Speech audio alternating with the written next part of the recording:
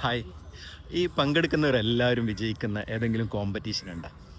ഇന്ന് അങ്ങനെ ഒരു കോമ്പറ്റീഷൻ ഉണ്ട്. അതാണ് മാരത്തൺ എന്ന് പറയുന്നത്. മാരത്തണിൻ്റെ പ്രത്യേകത അതിൽ പാർട്ടിസിപ്പേറ്റ് ചെയ്യുന്ന എല്ലാവർക്കും അതിൻ്റെ മെഡൽ കിട്ടും എന്നുള്ളതാണ്. അത് ആദ്യം ഫിനിഷ് ചെയ്ത ആളായാലും അവസാനം ഫിനിഷ് ചെയ്ത ആളായാലും ഇനി അത് ഏത് പേസിലും നമുക്ക് ഫിനിഷ് ചെയ്യാൻ പറ്റുന്ന ഒരു കോമ്പറ്റീഷനാണ് ഈ മാരത്തൺ എന്ന് പറയുന്നത്. ഞാൻ കുറച്ച് വർഷങ്ങളായിട്ട് മിക്ക മാരത്തണുകളിലും പാർട്ടിസിപ്പേറ്റ് ചെയ്യാറുണ്ട്.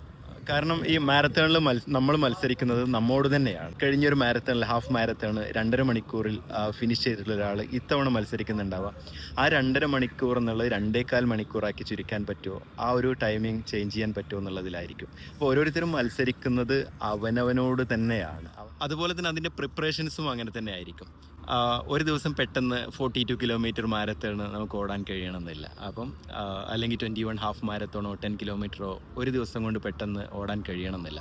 അപ്പം അത് 1 കിലോമീറ്റർ ആയിരിക്കാം ആദ്യം ഓടുന്നത്, പിന്നീട് 3 കിലോമീറ്റർ ആക്കി ഇമ്പ്രൂവ് ചെയ്യാം. അങ്ങനെ കൂട്ടി കൂട്ടി കൊണ്ടുവന്നാണ് മത്സരിക്കുക. അതേപോലെ തന്നെ നമുക്ക് സസ്റ്റൈനബിൾ ആയിട്ട് കീപ്പ് ചെയ്യാൻ പറ്റുന്ന ഒരു പേസിലാണ് മാരത്തൺ ഓടുക. വളരെ ഫാസ്റ്റ് ആയിട്ടല്ല ഓടുന്നത്. അപ്പം അവസാനം വരെ കീപ്പ് ചെയ്യാൻ പറ്റുന്ന ഒരു വേഗതയിലാണ് മാരത്തൺ പലപ്പോഴും ഓടാറുള്ളത്.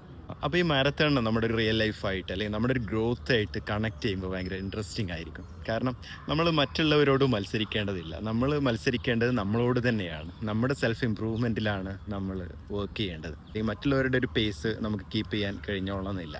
അപ്പോൾ നമുക്ക് സസ്റ്റൈനബിൾ ആയിട്ട് പോകാൻ പറ്റുന്ന ഒരു പേസ് എന്താണ്, എൻ്റെ ഒരു പേസ് എന്താണ്, അത് കണ്ടെത്തുകയും അതിൽ സ്ഥിരമായിട്ട് മുന്നോട്ട് പോവുകയും ഓരോ ദിവസവും നമ്മുടെ ഇമ്പ്രൂവ്മെൻറ്റ്, ഇപ്പോൾ ഞാൻ എവിടെയാണ് നിൽക്കുന്നത്, എങ്ങോട്ട് ഇമ്പ്രൂവ് ചെയ്യണം, അത് മനസ്സിലാക്കിയിട്ട് സ്വന്തത്തിനോട് തന്നെ മത്സരിക്കുക എന്നുള്ളതാണ്.